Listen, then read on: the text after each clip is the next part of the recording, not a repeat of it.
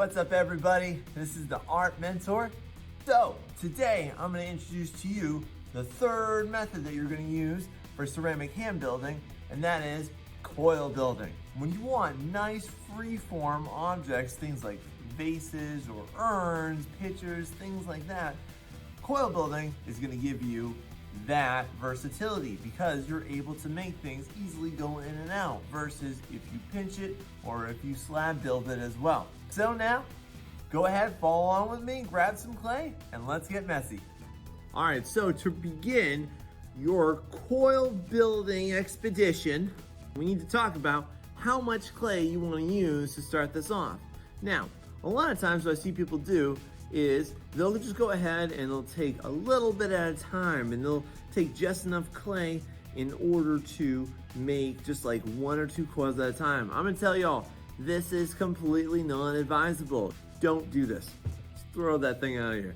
All right, so y'all, get a nice, big, huge honking piece of clay, wedge it up, and then this way I'll be able to take some off at a time because it's already all wedged up. It's safe to do it this way, I assure you. I can probably build my entire creation out of just this one big block.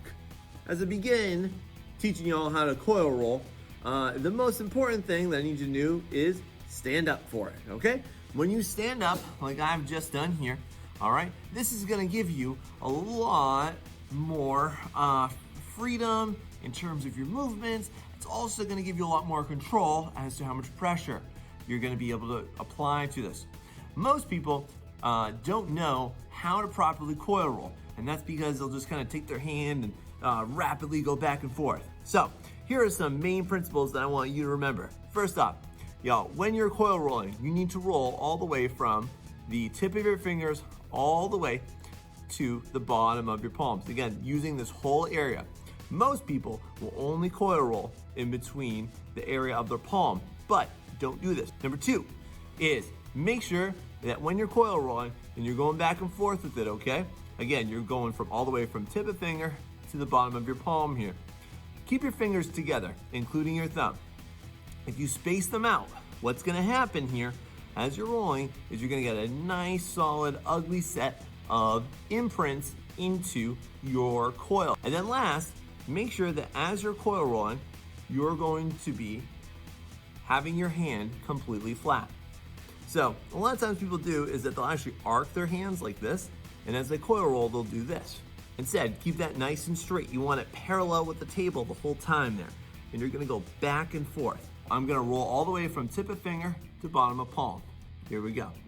Now, as I'm doing this, depending on the size of clay you might have, it might start to flatten out like this. If that happens, it's okay. Easy thing you do, just take it, hit those edges that flattened, square it up like I just did, keep going again, all right? All right, now, you can see a new issue has arisen here, which is that as I'm doing this, it's now outgrown my single hand area, and I must incorporate my double hand technique into this. So to do this, here's what I'm gonna do to show you before I do it, okay? Is I'm actually gonna be, again, using both my hands and going from tip of finger to bottom of palm on both. What I'm gonna do is I'm gonna go out, in, out, in, out, in, and back.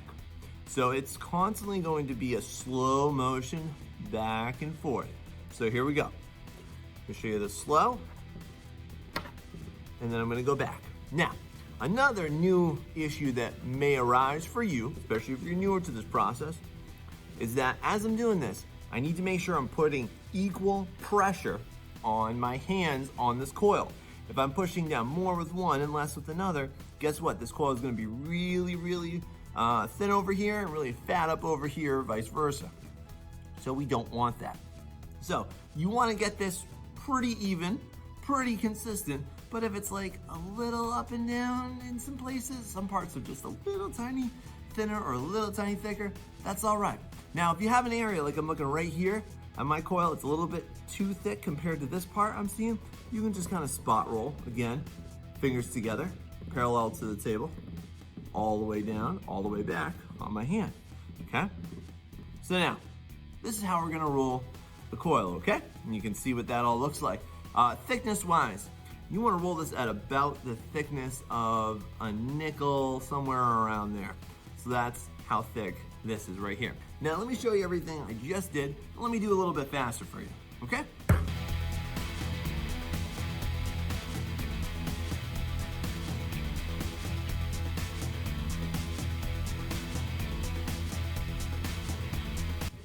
All right, so there we have it there. Once you learn how to do this, this becomes incredibly fast to do. Again, the number one thing to remember is stand up while you're doing it.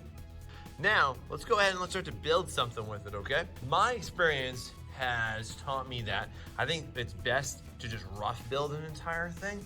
So, like for example, if I wanna go ahead and I wanna make some big urn, like this bad boy right here, I'll actually build the entire thing. Again, not scored and attached or anything like that, but just build it all at once. So that's what I'm gonna recommend you do first here. So now the best part is that I have a nice long coil, as y'all can see here. With this nice long coil, I'm gonna be making something that's roughly about 5 to 6 inches tall. So I should be actually to get a lot of this made from just one particularly long coil, just like I'm showing you here. All right, so that's another advantage to making one nice long piece. Let's do this. So a lot of times when people initially start coil building is they'll start to like wrap it around like this, like it's a snake. Here's what I want to say: don't do this. This is not very stable. Structurally, you're gonna have a lot of issues. You're also gonna have little gaps and stuff. Don't do this, okay? So instead what we wanna do is we wanna make individual rings. So I've got my turnstile here to help me out with this process. I'm gonna make something a little tiny here just to show you how this will go pretty quickly. So here we go. So I'm just gonna rip it where I need to. And for what I'm trying to do right now is I wanna make something that's actually gonna be circular, but I'm gonna have it go in and out at times. So as I do this, I'm gonna start, my first two coils are going to be pretty much the same exact width. All right. Now, as I'm breaking these coils here, what I want you to notice is that I left the seams just like this on separate sides. And this is a really good idea. And as you're building this up here, you want to make sure that these seams are not all in the same exact place. Just to show you what I'm talking about. If again, so here's my next one here. Make this one a little bit bigger for demonstration purposes. All right. If I made them all sit right here, and this is 6 inches tall, let's say, right? Then what's gonna happen is I'm gonna have one whole side of this that's really structurally unsound, and it's going to have a really weak point. This can also be a point where if it's going in and out, like I'm about to show you, then this would be an area for it to most likely collapse inwards or fall down. We don't want that. For my next phase here, I've got my first two rings just to show you all what we previously done here, okay? What I wanna do is I wanna grow this so it's gonna go out and back in again. Now, in doing this, a danger is that I'm gonna create what I'm gonna describe as a really dangerous structure where it's gonna go out too fast and in too fast, and at that point the whole thing is just gonna collapse downward. So here's a general rule of thumb. Just to illustrate this, I'm gonna draw a line around this, okay? This is a line that represents the halfway mark on this coil here, okay? So when I place my next coil on top of this, it has to sit at least 50% on. So when I put my next coil on that I already made here, check this out. Now we'll see that this is sitting halfway on the previous coil. And again, as now we're looking straight down at this, you can see what I'm talking about. There's still this much coil left on the inside. That's awesome. Now again, we're gonna follow that same principle. If this is 50% right here, then my next coil, that's gonna be even bigger than this one, is gonna sit 50% on that previous coil right there. So what this gets is, again, it gets a little smaller, a little bigger, a little bigger, a little bigger, okay? That way, again, as you look straight down, you can literally see and touch half of the previous coil. This gives it a very solid, sound construction that's gonna be safe, and it's not just gonna collapse and fall down. This is kind of like a big rookie thing I've seen a lot of people do, is they'll just go ahead and like slap these on, all right? Now this is like crazy town right here, okay?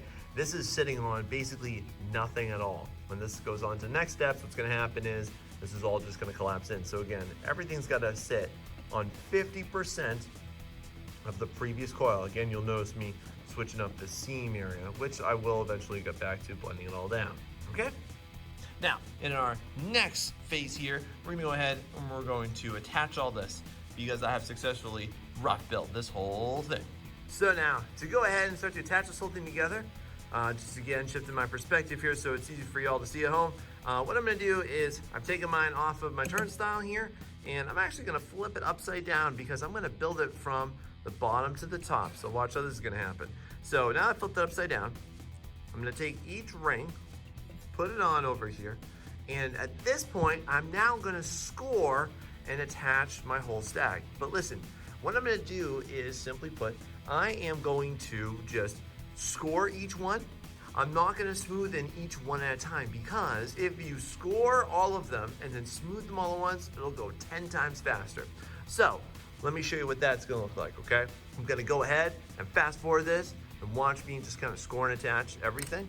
As I just place one coil on top of another, couple important things that I'm gonna take care to do, all right? Number one is, I'm gonna use a paintbrush with some water and just kind of touch that in between. That'll increase my adhesion. The other thing is, I'm gonna make sure that each ring, because I want this to be circular. If you don't want it to be circular, you don't have to pay this close attention to it. But I wanna make sure that each ring is perfectly placed in a circle. Otherwise, I'm not gonna get a circle. I'm gonna get some weird potato-y shaped thing. I'm gonna have to do a lot of editing later that I don't wanna do.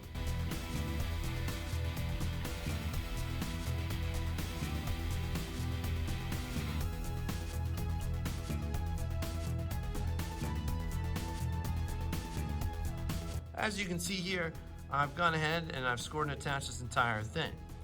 Now, in the next phase here, what I'm gonna do is I'm gonna smooth out this entire thing at once. But I actually wanna do this in halves, because if I do it all at once, it's actually gonna be a lot to do and handle properly. Now watch this. I'm gonna hold it from the inside here, and using my thumb on the outside, what I'm gonna do is I'm just gonna pull it down, okay? And what this is gonna do, it's gonna allow me just to smooth out 4 coils at once.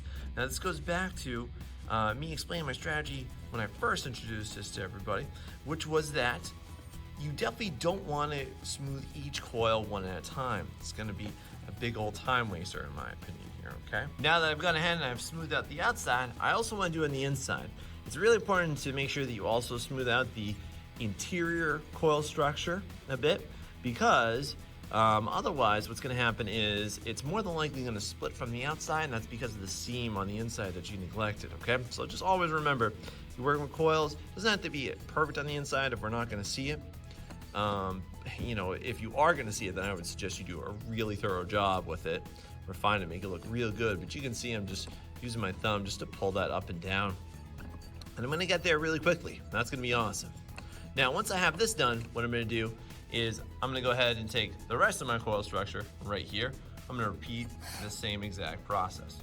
So check this out. As you can see here, I've gone ahead and I've just smoothed out, again, just using my hands, I've smoothed all this out here. So now what I wanna do is I wanna start to use my tools for this. So just like I've taught in previous videos, I've got a large area, so I'm gonna use my large ceramic sponge, and I'm also gonna use one of my kidney tools in order to get this done.